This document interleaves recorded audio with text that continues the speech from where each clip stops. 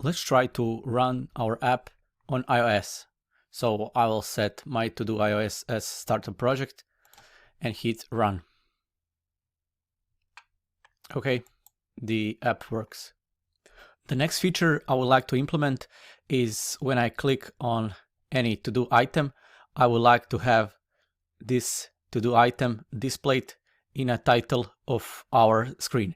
So for a start, we need to wrap our view into navigation page.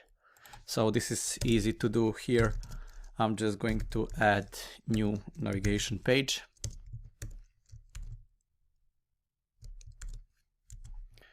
Let's try to run to see that the title appears. So we have our bar now, and what I need to do is to bind the title of my to-do view to some kind of property in the view model. So I'm going to say that title is equal to binding for page title. Okay. I also need a property of type string to represent this page title.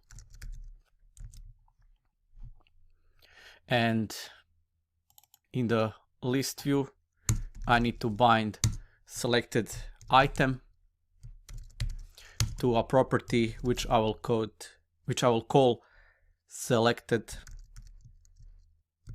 Let's go with selected item. Okay, also need a string property for that.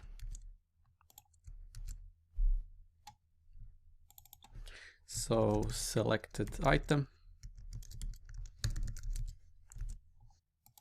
And I will add a private string field to store our selected item.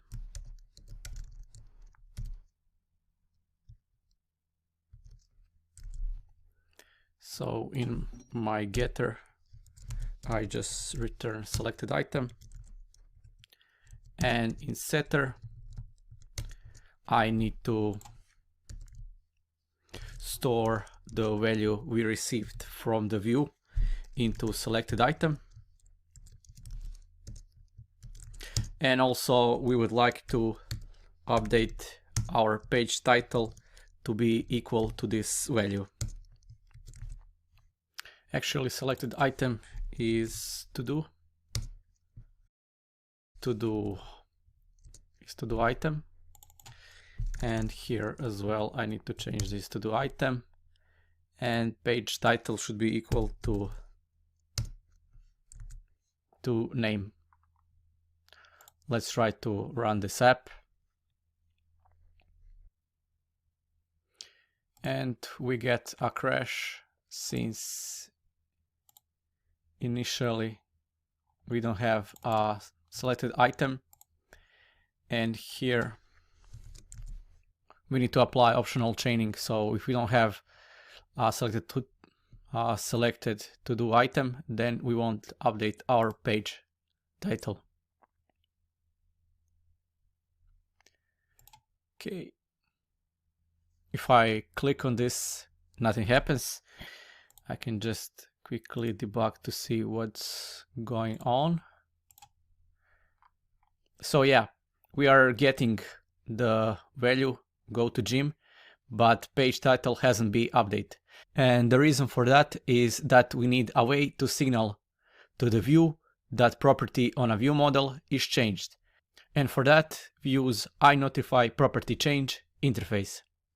So if we take a look at the documentation of iNotify property change interface, we can see that we notify clients that a property value has changed.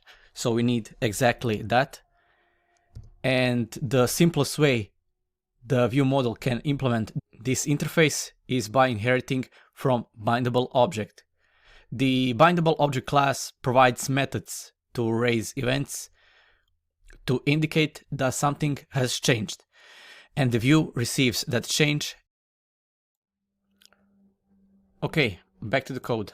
So we need to implement bindable object.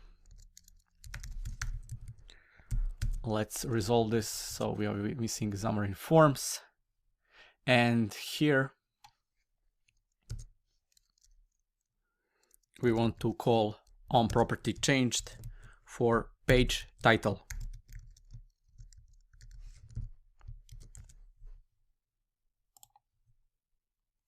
So now if we run our app, let's see if this fixes the issue.